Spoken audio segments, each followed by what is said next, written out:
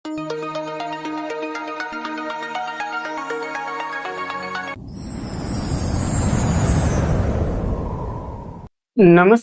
ગુજરાતના અધિકારી મિત્રો, આજે આપણે 5 જૂન 2026 નું મોસ્ટ ઇમ્પોર્ટન્ટ કરંટ અફેર સાથે સાથે જીકે અને જીએસ વિશે ચર્ચા કરવાના છે.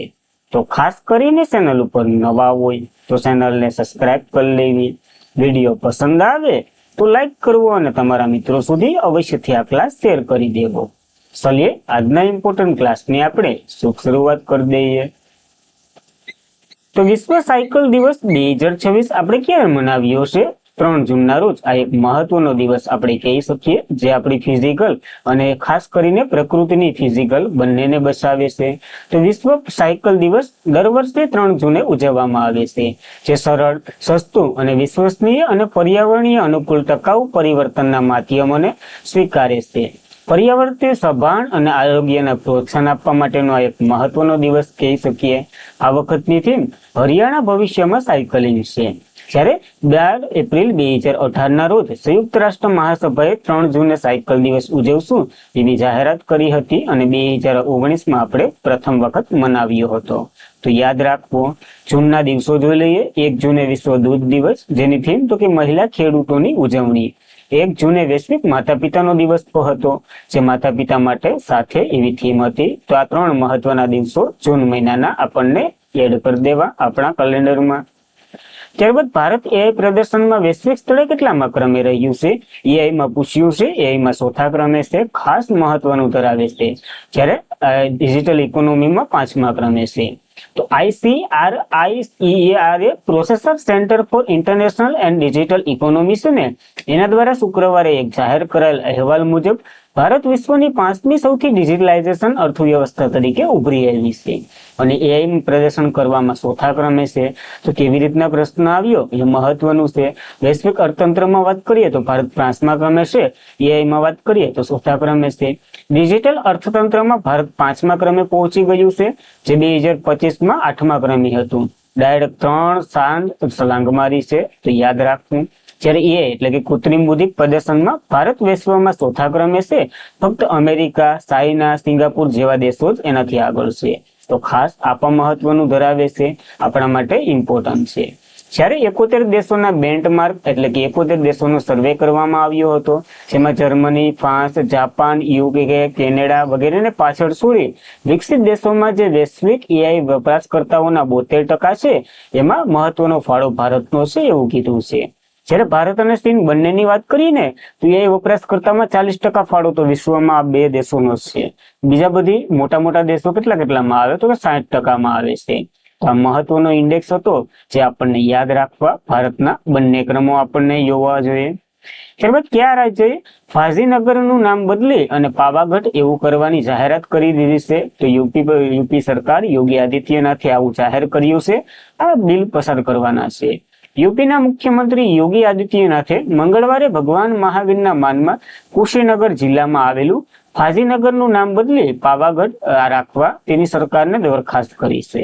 આના સરકારના મંતે આ સ્થળ જૈનના જે 24 ધર્મતીર્થકર હતા ને, એમાંનું 24મા ધર્મતીર્થકર મહાવીર જે છે ને, મહાવીર સ્વામી, એના પરિનિર્વાણ સાથે સંકળાયેલું છે અને પ્રાચીન ગ્રંથોમાં તેને પાવ અથવા તો પાવાગઢ કીધું છે. આ તરીકે ઓળખાય છે. ગુજરાતમાં આવેલું પાવાગઢ એ નહીં, એ તો ખાસ જ્વાળામુખી પર્વત છે. આ પાવાગઢની વાત કરીએ તો એક માનવામાં આવે ભગવાન મહાવીરે અહીં મહાપરિનિર્વાણ એટલે શું એ તમારે કોમેન્ટ કરવાની છે કે ભગવાને અહીં સમર્પિત થયા હતા એટલે કે એનો અંત થયો હતો. પ્રાચીન સમયમાં તે 2 મલ પ્રજાતિઓમાંનું એક પાવાની રાજધાની હતું. સરકારનું કહેવું છે આ સ્થળ ઐતિહાસિક ધાર્મિક ઓળખ પુનઃસ્થાપિત કરવા માટે અમે આવું કરી રહ્યા છીએ. તો ખાસ કયા રાજ્યમાં આવેલું છે અને જિલ્લો યાદ રહે તો વધારે સારું, નકર તો ઉત્તર પ્રદેશ મોસ્ટ ઓફ પૂછીને વિદાય લેશે. ત્યારબાદ આંદામાન નિકોબારના કમાન્ડરશીપ 20મા કમાન્ડર ઇન ચીફ તરીકેનો કાર્યભાર કોણે સંભાળ્યો છે? તો વનિત મેક્રાન્ટ્રીએ સંભાળ્યો છે આ કાર્યભાર. આપણને ખબર છે ત્રણેય સેનાનું જે સંયુક્ત લશ્કરી કમાન્ડ આંદામાન નિકોબારમાં આવેલું છે. તો વાઇસ એડમિરલ વનિત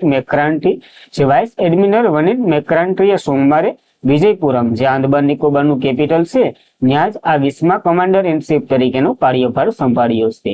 આંદામાન નિકોબાર જે કમાન્ડરની વાત કરીએ ભારતનું એકમાત્ર ત્રિસેના કમાન્ડર છે, જે આર્મી, નેવી, એરફોર્સ વગેરે સાથે મળી અને કામ કરે છે. આનું મુખ્ય મથક જે આંદામાન નિકોબારનું મુખ્ય મથક છે વિજયપુરમ, જેને આપણે પ્લોટ બેયર કહીએ છીએ, એ જ છે. અને હિન્દ મહાસાગર અને હિન્દ પ્રશાંત ક્ષેત્રમાં સુરક્ષાનું મહત્વની ભૂમિકા અહીંથી મોસ્ટ ઓફ એટલે કરવામાં આવે છે, હેન્ડલિંગ કરવામાં આવે છે. આંદામાન નિકોબારની વાત કરીએ, એક મોસ્ટ ઇમ્પોર્ટન્ટ ફેવરિટ પ્રશ્ન, બંનેને કોણ અલગ કરે? તો 10 ડિગ્રી સેંગલ અલગ કરે છે આંદામાન અને નિકોબારને. આનું કેપિટલ પ્લોટ બેયર છે, સી વિજયપુરમ કોર્ટ, અને ઉપરાજ્યપાલ તો કે દેવેન્દ્ર કિયાર જોશી છે. જ્યારે હમણાં જ 3 નામો બદલાયા હતા, હેવલોક આઇલેન્ડનું સ્વરાજ, રોસ આઇલેન્ડનું નેતા સુભાષચંદ્ર અને નીસ ટાપુનું શહીદ, આવા નામો રાખ્યા હતા. તો આપણને યાદ રાખવું, અને આ મહત્વનું છે. સૌથી ઊંચું શિખરની વાત કરીએ ને તો સેન્ડલ પીક છે આંદામાનનું. જ્યારે લક્ષદ્વીપમાં તો કે કવરતી એનું કેપિટલ છે. તો આ મહત્વના પોઈન્ટો આપણને યાદ હોવા જોઈએ. ત્યારબાદ તાજેતરમાં CBSE ના અધ્યક્ષ તરીકે કોણ નિયુક્ત થયા છે? તો આ નિયુક્તિ સંભાળી છે લોખંડે પ્રશાંતે. ખાસ મહત્વનું છે, ઇમ્પોર્ટન્ટ છે, તો જોઈ લે નિયુક્તિ. વરિષ્ઠ IAS અધિકારી લોખંડે પ્રશાંત સીતારામને સેન્ટ્રલ બોર્ડ ઓફ સેકન્ડરી એજ્યુકેશનના નવા સચિવ તરીકે નિયુક્ત થયા છે. આ સીતારામન ગૃહ મંત્રાલયના અધિક સચિવ તરીકેની સેવા આપી રહ્યા હતા, હવે અહીં ટ્રાન્સફર કરવામાં આવ્યા છે. તેમની નિમણૂક રાહુલ સિંહના સ્થાને થઈ છે, કારણ કે રાહુલ સિંહને કૃષિ ખેડૂત કલ્યાણ વિભાગના અધિક સચિવ તરીકેનું ટ્રાન્સફર મળ્યું છે, તો ઇમ્પોર્ટન્ટ છે. આ સાથે જ વરુણ ભારદ્વાજ એને CBSE ના સચિવ તરીકે નિયુક્ત કર્યા છે, જેઓ ઉચ્ચ શૈક્ષણિક વિભાગના ડાયરેક્ટર તરીકે સેવા આપી રહ્યા હતા, એને બઢતી મળી છે. તો આ બે મહત્વની, આમ તો 3-4 ઇમ્પોર્ટન્ટ નિયુક્તિ છે, તમને જે ઠીક લાગે યાદ રાખી લેવી. સેન્ટ્રલ બોર્ડ ઓફ સેકન્ડરી એજ્યુકેશનની વાત કરી લઈએ. એની સ્થાપના 1929માં થઈ હતી. શિક્ષણ મંત્રાલય હેઠળ કાર્ય કરે છે, જેનું હેડક્વાર્ટર નવી દિલ્હીમાં છે. તો એ પણ આપણને યાદ રહેવું જોઈએ. ત્યારબાદ જસ્ટિસ મીનાક્ષી મદન રાય, જે કયા હાઈકોર્ટના મુખ્ય ન્યાયાધીશ તરીકે નિયુક્ત થયા છે? નામ ઇમ્પોર્ટન્ટ છે, કારણ કે સિક્કિમના પહેલા આ મહિલા ન્યાયાધીશ બન્યા હતા, હવે તો પટના હાઈકોર્ટના બન્યા છે. તો અહીંથી ટ્રાન્સફર થયું છે, તો એ આપણે જોઈ લેવું. જસ્ટિસ મીનાક્ષી મદન રાય, જે પટના હાઈકોર્ટના મુખ્ય ન્યાયાધીશ તરીકે બઢતી આપવામાં આવી છે. બિહાર રાજ્ય વહીવટીનો હવાલો સંભાળ્યો છે. રાષ્ટ્રપતિ મુર્મુએ આની નિયુક્તિ કરી છે, અને આ સિક્કિમ હાઈકોર્ટના પ્રથમ મહિલા ન્યાયાધીશ હતા. ઇમ્પોર્ટન્ટ છે. તો ગુજરાત હાઈકોર્ટના પ્રથમ મહિલા મુખ્ય ન્યાયાધીશ કોણ બન્યા હતા? હમણાં જ કરંટમાં છે, તો તમને યાદ રહેવું જોઈએ, કારણ કે 2-3 વર્ષનું કરંટ આ લોકો પૂછી લે, એટલે કરંટ જ કહેવાય. કુલ હાઈકોર્ટની વાત કરીએ તો 25 હાઈકોર્ટ છે. છેલ્લી અમરાવતી હાઈકોર્ટ બની હતી આંધ્રપ્રદેશની. હાઈકોર્ટની પ્રથમ મહિલા ન્યાયાધીશ અન્ના સાંડી, જે કેરળ હાઈકોર્ટમાં બન્યા હતા. હાઈકોર્ટના પહેલા મહિલા ચીફ જસ્ટિસની વાત કરીએ તો લીલા શેઠ હતા, જે હિમાચલ પ્રદેશ હાઈકોર્ટમાં બન્યા હતા. જ્યારે હવે હાઈકોર્ટની આખી માહિતી જોઈ લે, જે મહત્વના હાઈકોર્ટો અથવા તો જે આર્ટિકલો તમને જે એક્ઝામમાં વારંવાર આવે. આપણી ગુજરાતની હાઈકોર્ટ કે અમદાવાદમાં આવેલી છે. હાઈકોર્ટનો ઉલ્લેખ 214 હાઈકોર્ટ એવું એક ઉલ્લેખ છે. 7મો બંધારણીય સુધારો થયો હતો, એક હાઈકોર્ટ અથવા તો એકથી વધારે રાજ્યો વચ્ચે એક હાઈકોર્ટ રાખી શકે. અને 1862માં અંગ્રેજોએ પેલી કલકત્તા, મદ્રાસ અને મુંબઈમાં હાઈકોર્ટની સ્થાપના કરી હતી, એટલા જ માટે આને થોડોક અલગ દરજ્જો મળેલો છે. હાલ 25 હાઈકોર્ટ છે. છેલ્લી આંધ્રપ્રદેશની અમરાવતી બની હતી. આર્ટિકલ 215 નજીરી અદાલતની વાત કરે છે. આર્ટિકલ 216 ન્યાયાધીશોની નિમણૂકની વાત કરે છે, જેની રાષ્ટ્રપતિ નિયુક્તિ કરે છે. કેના આધારે? કોલેજિયમ પદ્ધતિના આધારે. કોલેજિયમ પદ્ધતિની વાત કરીએ તો 1998માં એની સ્થાપના થઈ હતી, અને ઘણા એક બજારો સુધારો ઉપર થઈ ગયો. આર્ટિકલ 217 ન્યાયાધીશોને હટાવવાની પ્રક્રિયા કેવું હોય? તો કે મહાભિયોગ જેવી પ્રક્રિયા હોય. આર્ટિકલ 219 ની વાત કરીએ તો આ સ્વતંત્રતા ન્યાયાધીશની વાત કરીએ. આર્ટિકલ 217 જે 62 વર્ષનો એમનો કાર્યકાળ હોય છે. કેન્દ્રમાં તો 65 વર્ષ હોય છે, તો એ પણ યાદ રાખવું. રાજીનામું રાષ્ટ્રપતિને સંબોધીને આપવાનું હોય. આર્ટિકલ 220 નિવૃત્તિ બાદ તે હાઈકોર્ટ અથવા તો વડી હાઈકોર્ટમાં જઈ શકે, કારણ 3 વર્ષ એની પાસે હોય ને. આર્ટિકલ 220 સંસદ નક્કી કરે એ વેતન પગાર એને મળે છે. ખર્ચની વાત કરીએ તો એ બધી અહીંથી મળે, પણ જ્યારે પેન્શનની વાત કરીએ તો એ ભારતની સંચિત નિધિમાંથી મળે છે.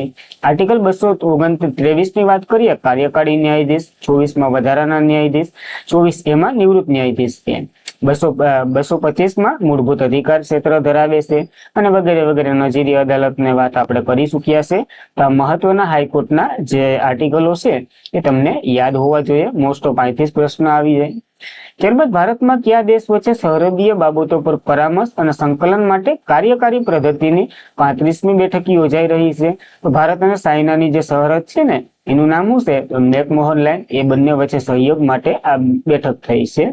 ભારત અને ચીન સરહદીય બાબતની સલાહ સંકલિત માટે કાર્યકારી પદ્ધતિમાં 35મી બેઠક 27 મે 2026 ના રોજ બેઇજિંગમાં યોજાઈ છે. ભારતનું પ્રતિનિધિત્વ તો કે શ્રી સુરજીત ઘોષે કર્યું હતું, જે આપણા સંયુક્ત સચિવ પૂર્વ એશિયા દ્વારા કરાયું હતું. અને આ ચીનનું પ્રતિનિધિત્વ એના જે કર્યું હોય ને આપણે નથી યાદ રાખવાનું. તો આ શું છે એ વાત કરી લઈએ. આ બેઠક ભરાણી WMPCC એક મંચ છે જ્યાં ભારત અને ચાઇનાના અધિક સરહદીય સંબંધો મુદ્દાઓ એની ચર્ચા કરવામાં આવે, એને ઉકેલવાનો પ્રયત્ન કરવામાં આવે અને આ સરહદ પર શાંતિ જાળવણી, ગેરસમજણ અને તણાવ ઘટાડવો, બંને દેશો વચ્ચે સંપર્ક અને સંકલન વધારવું, એ આ બધીની બાબત છે. તો જોઈ લઈએ આ એક સરહદ, એક મહત્વની તારવાળી ભારત ચીનની સરહદ. તમને ખબર જ છે, લાઇન ઓફ એક્ચ્યુઅલ કંટ્રોલ જે આપણે લદ્દાખ સાથે ધરાવીએ છીએ, એટલે કે જમ્મુ કાશ્મીર સાથે. અને આખી રેડ કલરની છે ને એને મેકમોહન લાઇન કીધી છે આપણે. તો ભારત અને ચીનની સરહદ વિશે વાત કરીએ તો લંબાઈ 3488 કિલોમીટર છે. લદ્દાખ સૌથી વધારે લંબાઈ ધરાવે છે, 95 ને 97 કિલોમીટર, 1597. હિમાચલ પ્રદેશ, ત્યારબાદ ઉત્તરાખંડ, સિક્કિમ અને અરુણાચલ પ્રદેશ, આ બધી રાજ્ય એની સરહદ ધરાવે છે. તો તમને યાદ જ હશે સિક્કિમ, અરુણાચલ પ્રદેશ વગેરે. લાઇન ઓફ એક્ચ્યુઅલ કંટ્રોલ થોડીક વિશે વાત કરીએ તો 1962માં ભારત ચીનનું યુદ્ધ થયું હતું. પછી LAC લાઇન એટલે કે ચીન વાળા જો અહીં સુધી પૂગી ગયા હતા અને આજ છે લાઇન ઓફ એક્ચ્યુઅલ કંટ્રોલ, જે ભારત અને ચીન દ્વારા નિયુક્ત વિસ્તારોમાં જે એટલે કે વાસ્તવિક સમય રેખા માનવામાં આવે છે. તો આપણે એવું કઈ નથી માનતા હસતા. આ line of actual control 3488 kilometre માની છે, જે ચીન લગભગ 2000 કિલોમીટર એ લઈ ગયો. અને લાઇન ઓફ એક્ચ્યુઅલ કંટ્રોલ સુધીની સીમા તો થતું નથી. ભારતની સરહદની વાત કરીએ, ભારત ચીનની સરહદ મુખ્ય સુરક્ષા દળમાં ભારતીય ટિબેટન પોલીસ ફોર્સ છે ને એ આપણું રક્ષણ કરે છે આ ભારત અને ચાઇના વચ્ચે. તો ખાસ મહત્વની આ બેઝિક માહિતી તમને આપી, જે તમારું જીકે પ્લસ ઇતિહાસિક સારો એવો થઈ ગયો હશે એવું યાદ રાખવું. ત્યારબાદ વર્લ્ડ ટેબલ ટેનિસ ફિલ્ડમાં મહિલા ખિતાબ જીતનાર ભારતની સૌથી નાની ઉંમરના મહિલા કોણ બની ગયા છે? તો દિવ્યાંશી ભૌમિક બની ગયા છે. ભૌમિક યાદ રાખવું. 15 વર્ષના મહિલા છે દિવ્યાંશી, જે કોસોવાન પીટર્સ એક સ્વપ્ન સમાન પ્રદર્શન કરી વર્લ્ડ ટેબલ ટેનિસ ફિલ્ડ મહિલા સિંગલ્સનો ખિતાબ જીતી અને ભારતના સૌથી નાની ઉંમરના મહિલા બની ગયા. વિશ્વ 211મી ક્રમાંકના દિવ્યા 38 ક્રમાંક ચાઇનાના તાઇપેન્ટ સિંગને હરાવી અને આ રોમાંચક પદ એને હાસિલ કર્યું છે. Table tennis federation of India અનુસાર જાપાનના મિયા હરીમુયા છે ને એના પછી આ જીતનાર સૌથી નાની ઉંમરના ખેલાડી છે. એટલે વર્લ્ડમાં એ વાત કરીએ તો બીજા, ભારતના તો પહેલા થયા છે. દિવ્યાંશી સાથે જ ભારતીય કિશોર સિન્ડ્રેલા દાસ છે, એને મહિલા ડબલ્સમાં ગોલ્ડ જીત્યો છે. તો દિવ્યાંશીની પાસે 2 ગોલ્ડ છે, કિશોર પાસે 1 છે. તો આ બંને વિશે આપણને થોડું યાદ રાખવું. ત્યારબાદ ભારતના કયા પાડોશી દેશે તાજેતરમાં જ પદ્મ બેરેજ પ્રોજેક્ટને મંજૂરી આપી દીધી છે? તો બાંગ્લાદેશમાં. તમને ખબર જ હશે, પદ્મા છે ગંગાની સહાયક છે અને પછી બાંગ્લાદેશમાં એને પદ્મા કહેવામાં આવે છે. તો બાંગ્લાદેશ પદ્મ બેરેજ નિર્માણને મંજૂરી આપી, જે દુષ્કાળગ્રસ્ત દક્ષિણ પશ્ચિમ ક્ષેત્ર છે એને જળ વિજ્ઞાનનું પુનઃગઠન કરવું, વૈશ્વિક નદી એન્જિનિયરની પહેલ છે. આનું સ્થાન પ્રોજેક્ટ તો કે રજબારી જિલ્લો છે બાંગ્લાદેશનો, ત્યાં ગંગાના પટમાં કરવામાં આવશે. એટલે ટૂંકમાં એક પુલ બાંધવામાં આવશે. આનો ઉદ્દેશ્ય ભારતમાં ફરકા બેરેજ છે ને એની ઉપર જે પ્રવાહ રોકાઈ જઈ રહ્યો છે એનું કારણ બતાવ્યું છે બાંગ્લાદેશ વાળાએ, કે આ સૌથી વધારે પાણી રોકી લે છે ને એવું બધી, અમે અહીં હાલત બુરી થઈ ગઈ છે ને આવું બધી કહે છે. તો હવે જોઈ લે ફરકા બેરેજ, આપણને કઈ ફેર નથી પડતો. ફરકા બેરેજની વાત કરીએ તો ભારતના પશ્ચિમ મુર્શિદાબાદ જિલ્લાની ગંગા નદી પર સ્થિત છે, જે 1975માં કાર્યરત થયો હતો. બેરેજ મુખ્યત્વે ગંગા નદી અને હુગલી નદી જે વળાંક લે છે ને, કારણ કે 2 ફાટામાં પડે છે. પછી ગંગા બાંગ્લાદેશમાં પદ્માના નામે અને ભારતમાં જે હુગલીના નામે પ્રવેશી જાય છે. આ કલકત્તા બંદર કાપથી બસવા માટે આ બનાવવામાં આવ્યો હતો. આપણે આપણો ફાયદો જોયો, તો બીજાને નથી ગમતું, જે નથી ગમતું એ આ છે. બાંગ્લાદેશની વાત કરી લઈએ, કેપિટલ ઢાકા છે, સલન ઢાકા અને PM તારિક રહેમાન છે. રાષ્ટ્રપતિ મોહમ્મદ શાહબુદ્દીન છે. તો બાંગ્લાદેશ સાથે અસમ, મેઘાલય, વેસ્ટ બેંગોલ, મિઝોરમ અને ત્રિપુરા વગેરે સરહદ ધરાવે છે. અને ત્રિપુરા તો ત્રણેય બાજુથી ઘેરાયેલું છે, જે પ્રશ્ન આવી ગયો તો યાદ રાખવું. ત્યારબાદ ગૂગલે કયા દેશમાં 32 મિલિયન સારા મચ્છરો છોડી અને આ યોજના ધરાવે છે? અમેરિકામાં મૂકવાનું છે, કારણ કે અહીંયા ઉપદ્રવ ખૂબ વધી રહ્યો છે. તો મચ્છરજન્ય રોગ સામે લડવા ગૂગલની એક ડ્રીપ ગમ પ્રોગ્રામ ફોલ્ડિડ કેલિફોર્નિયામાં સ્થિત 32 મિલિયન જેટલા બિન કરડતા મચ્છરો છોડવા અને ફેડરેશનને મંજૂરી માંગી છે. આ ટ્રેડ ઝાયન્સ યુએસ એન્વાયરમેન્ટ પ્રોજેક્ટ એજન્સી આ અરજી કરી અને આ 2 વર્ષ સુધીમાં 16 બિલિયન મચ્છરો છોડવા અને એની માંગ કરી છે. આ પ્રોજેક્ટ ડેન્ગ્યુ, ઝીંગા, ચિકનગુનિયા જેવા મચ્છરો થાય ને, આપણને ખબર છે મચ્છરમાં સૌથી ખતરનાક હોય ને તો માદા મચ્છર છે, જે ભલે જે લાગે એ જ વધારે પડતા રોગો ફેલાવે છે. માદા એનાફિલિસ ને માદા વગેરે વગેરે છે, તો એ તમને ખબર જ છે. વૈશ્વિક પ્રયોગમાં મચ્છરોને જે વોલ બ્લેન્સિયા નામનું કુદરતી બેક્ટેરિયા શેપ લગાડવામાં આવે છે, જે પછી તો કે નરમાદા ખુલ્લા વાતાવરણમાં છોડી મૂકવામાં આવે. જ્યારે આ મચ્છર જંગલમાં માદા મચ્છરો સાથે ઈલું કરે અને ઈંડા એના બહાર નથી આવતા, કારણ કે ઈંડાનો નાશ પામી દે અને કઈક તો એવી રીતના ખતરનાક બને કે માદા મચ્છર જ મરી જાય. આના કારણે મચ્છરોની સંખ્યા ધીમે ધીમે ઘટી રહી છે, કારણ કે નવા ઈંડા ન આવે તો પછી આખો સંસાર ન્યા પતી જાય. એ ટાઈપનું છે, એવું ગૂગલ કરી રહ્યો છે. એની વાત કરીએ તો 1998 માં થઈ હતી એની સ્થાપના. સ્થાપક લેરી પેજ અને સ્વેગઈ બીજ હતા. અને આ આલ્ફાબેટની કંપની છે, અને આપણે જે મચ્છરો છોડવાની છે ને એ જોયું ને, એ પણ આલ્ફાબેટની જ કંપની છે. મુખ્ય મથક કેલિફોર્નિયા યુએસમાં છે. સીઓ સુંદર પિચાઈ અને પિતૃ કંપની આલ્ફાબેટ ઇન્ક છે. તો ખાસ મહત્વની છે, તો આપણને યાદ રહેવું જોઈએ. અને આજના માટે એટલું જ હતું. ખાસ કરીને મિત્રો, વિડીયો પસંદ આવે તો લાઈક કરવો, તમારા મિત્રોને શેર કરવો, ચેનલ ઉપર નવા હોય તો અવશ્યથી સબસ્ક્રાઇબ કરી લો. બસ આજના માટે એટલું જ રાખીએ. કાલનું રિવિઝન કરી લઈએ, પછી ઘેર. દર વર્ષે કયા દિવસે વૈશ્વિક માતા પિતાની ઉજવણીનો દિવસ મનાવવામાં આવે છે? 1 જૂને મનાવીએ છીએ, વિશ્વ દૂધ દિવસ સાથે. ભારત સરકારે કયા કેન્દ્રશાસિત પ્રદેશમાં 2 નવા સ્પેશિયલ ઇકોનોમિક ઝોન એટલે કે સેઝને મંજૂરી આપી દીધી છે? પોંડુચેરીમાં 2 બનવા જઈ રહ્યા છે. કેટલા ભારતીય કિશોરોને પ્લસ સ્કીમ માટે અર્થ પ્રાઇઝ મળ્યો છે? 3 ભારતીયોને મળ્યા છે. જો આ જોઈ શકો ને, એ 3 ને મળ્યા છે. કયા રાજ્યમાં ભારતની પ્રથમ અદ્યતન સેમિકન્ડક્ટર સબસ્ટેશન સુવિધા બની રહી છે? ઓડિશાના ભુવનેશ્વરમાં આઈટેલ સાથે કરાર કર્યા.